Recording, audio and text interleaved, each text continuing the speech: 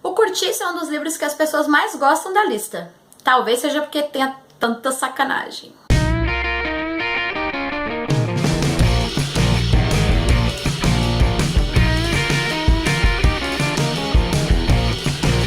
Oi gente, tudo bem?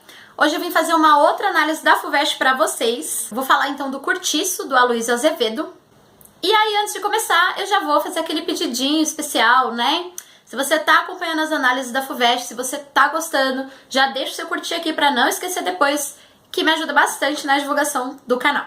Ok? Vou fazer um outro convite também, que é o quê? Participe do sorteio que tá rolando aqui no Compartilhe Livros, em que o ganhador vai ganhar esse livro aqui, essa bíblia, que é o 1001 livros para ler antes de morrer.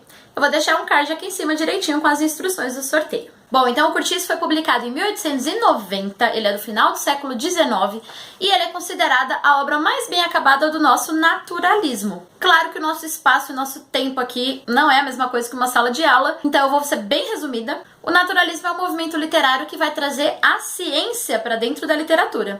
Então todas as teorias que faziam bastante sucesso na época, por exemplo, a seleção natural do Darwin, vão ser incorporadas às histórias. Eu vou falar um pouquinho mais disso no decorrer do vídeo. Quando Aloysio Azevedo escreveu o Curtiço, a ideia dele é que o Curtiço fosse o primeiro de 5 romances com os quais ele traçaria assim, um panorama do Brasil. Ele acabou abandonando esse projeto para se dedicar a outra carreira, e aí a gente ficou só com o Curtiço. Mas o Curtiço já traz esse panorama, pelo menos das classes mais baixas e de como elas viviam naquele momento. Então a primeira coisa que a gente tem aqui é que o Curtiço ele é feito por muitos núcleos narrativos.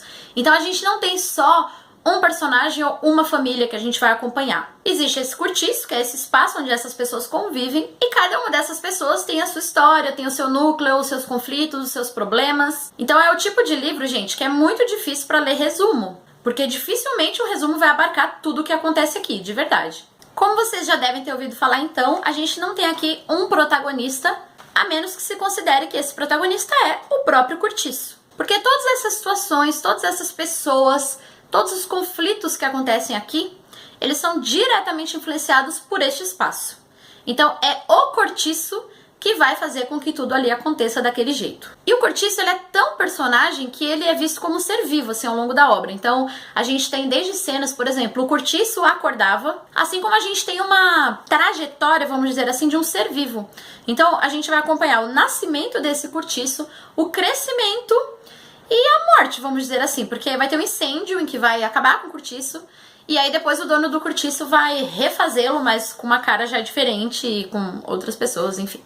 Então pode-se dizer que rola aqui uma personificação do espaço, que dá pra gente relacionar com o que acontece no Mayombe, por exemplo, em que a floresta Mayombe também é personificada, ou seja, também é colocada como personagem, não só cenário. A importância do espaço no Curtiço também se dá por quê? Uma das teorias que mais influenciou o naturalismo é a teoria chamada determinismo, que consiste basicamente em dizer que o ser humano, ele não simplesmente faz escolhas, mas ele é fruto de certas interações. Que interações são essas? A hereditariedade, o meio e o momento.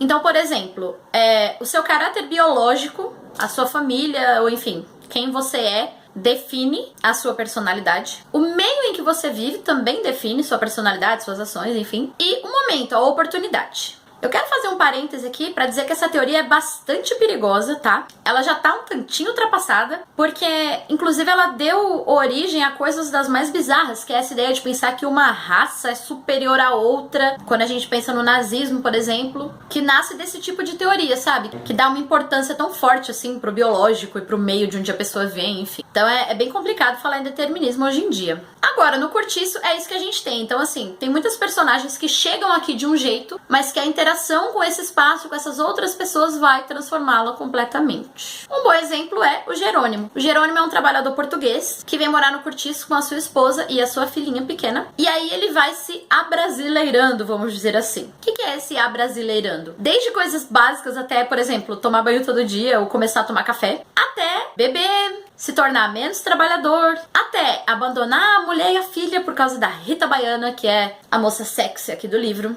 Então, assim, a gente vê que é um personagem que ele mudou completamente, assim, por causa da influência do Curtiço, entende? E é aí que eu proponho a discussão, porque o determinismo, ele meio que elimina o livre-arbítrio, sabe? Então, assim, você foi pra aquele espaço, então com certeza vai acontecer isso. E aí eu não concordo com isso, e eu espero que vocês também não. Mas no naturalismo é comum o que se chama de romance de tese. O que é um romance de tese? É um livro que é escrito para provar uma teoria, que é o caso do Curtiço. O Curtiço foi escrito para provar a teoria determinista. Então tudo que acontece aqui, a gente tem essa coisa da influência do meio. Outra teoria que aparece aqui também é a seleção natural do Darwin. Eu não sou nada boa de biologia, mas acho que o básico todo mundo sabe, né? Da teoria do Darwin, que é que as espécies se adaptam ao meio e as espécies que melhor se adaptam sobrevivem aí séculos e séculos e as que não se adaptam são eliminadas. O que acontece é que no século XIX, isso foi trazido para as relações sociais, no que inclusive ficou conhecido como darwinismo social. E isso é tão complicado, gente. Porque é mais ou menos a gente pensar assim. Por exemplo, nós vivemos num mundo em que as pessoas mentem, em que as pessoas são desonestas. Então, ou você se adapta a esse ambiente e você se torna mentiroso e desonesto para sobreviver, ou você não vai fazer isso e você vai ser engolido e você vai ser eliminado, entendeu? Então, no naturalismo, a gente tem muitos personagens que passam por isso. Aqui no Curtiço é o que acontece com o João Romão e a Bertoleza. O João Romão é um português extremamente ambicioso, que se junta com a Bertoleza, que é uma escrava. E a Bertoleza, num determinado momento, ela vai conseguir o dinheiro pra sua carta de alforria. Ela vai dar esse dinheiro pro João Romão e falar, vai lá e compra. O João Romão, muito esperto que é, pega o dinheiro dela e ele vai forjar uma carta de alforria. Durante todo o livro, a Bertoleza acha que é uma pessoa liberta, quando na verdade não é. E aí esse casal vai fundar o Curtiço, a Bertoleza vai trabalhar muito e ela faz tudo pelo João Romão. Só que quando ele começa a crescer e ganhar dinheiro, ele começa a ver que aquela mulher não é uma mulher adequada para que ele alcance as mais altas esferas da sociedade, entendeu? Então ele começa a pensar num jeito de se livrar dela. E aí então ele vai chamar os donos da Bertoleza. E aí, né, eu não vou contar tudo o que acontece, porque a minha esperança é sempre que vocês leiam. Mas vamos dizer que a Bertoleza se ferra e o João Romão se dá bem. E aí é o tipo de livro que deixa a gente meio bravo, sabe? Tipo, nossa, como que esse cara tão filho da mãe se deu bem, teve esse final, e a Bertoleza que era super legal. Então, gente, o mundo é cruel, entendeu? No naturalismo, o mundo é cruel. É importante dizer que o naturalismo, ele tem uma visão do ser humano como um animal, como qualquer outro animal, e, portanto, sujeito a todas as leis biológicas e científicas conhecidas. Então, não tem, assim, uma piedade, sabe? Aliás, tem uma piedade porque tem uma personagem com esse nome. Mas assim, não tem uma visão muito de dozinha, sabe, das pessoas. É isso, meu, você se deu mal, você se deu bem, você morreu, você viveu, fim. Existe uma objetividade, uma imparcialidade na narração. Essa questão de tratar os seres humanos como animais também é bastante forte no naturalismo e no Curtiço, que é o que a gente chama de animalização ou zoomorfização. Isso acontece de diversas formas, desde as metáforas, como os homens lavavam suas ventas e coisas assim, até a atenção dada por esses autores a algumas questões essenciais. Por exemplo, o sexo. O sexo é visto aqui de uma maneira nada romântica, ele é visto como instinto animalesco. Então, vai ser muito presente em diversas cenas, vai ser muito determinante na vida de vários personagens, e sempre sob essa perspectiva animal e instintiva. É como se o impulso sexual, ele dominasse a razão. Então, o personagem aqui, ele não é racional, vai falar, não, eu não devo fazer isso porque eu sou, sei lá, casado ou nada assim. É um impulso, é um instinto, então ele vai e ele segue, ele não tem força nem razão pra lidar com isso. Então a gente tem vários episódios nesse sentido e com essa visão do sexo. Por isso eu brinquei que tem muita sacanagem, né? Então aqui a gente tem prostituta, a gente tem lesbianismo, a gente tem adultério, enfim. E aí vem até uma outra marca também do naturalismo, que é a despreocupação moral. O realismo, que acontece mais ou menos ao mesmo tempo do naturalismo, embora ele seja bastante crítico, ele é mais elegante, assim. O naturalismo não, o naturalismo é escrachado, entendeu? Ele descreve mesmo, fala mesmo, não tá nem aí com os seus pudores. As descrições do naturalismo chegam a ser desagradáveis, assim. Tem um personagem aqui que o narrador fala até das hemorroidas dele, sabe, gente? Pelo amor de Deus, desnecessário, né? Então é bastante descritivo, é bastante livre de pudor, e aí aquelas pessoas, assim, aqueles leitores mais delicados vão ficar meio... Gente, como assim?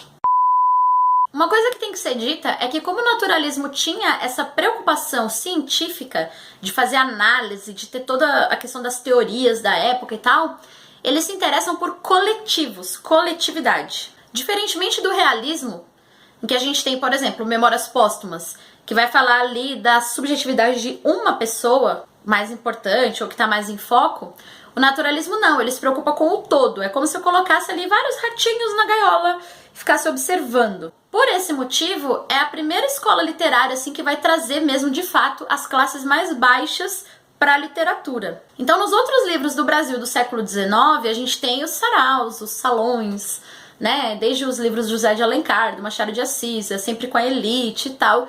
E aqui não, aqui é o cortiço, entendeu? Então são as lavadeiras, é o policial, o português migrante que trabalha lá na pedreira, entendeu? São pessoas assim de classes mais baixas. E por que isso acontece? Porque as pessoas de classes menos favorecidas, elas são muito mais obrigadas a viver em coletividade. Vamos pensar na nossa vida aqui.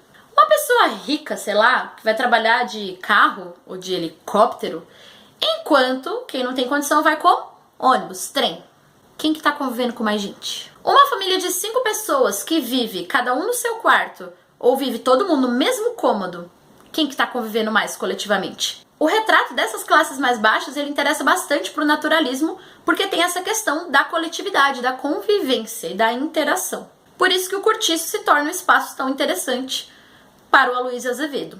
Outra coisa que os autores naturalistas também gostam bastante são as chamadas patologias. Então, comportamentos que se desviam do padrão, que são considerados, sei lá, doentios. Então, nos livros naturalistas, de modo geral, a gente tem muito, assim, por exemplo, pessoas malucas. Aqui tem uma pessoa louca que toca fogo no cortiço.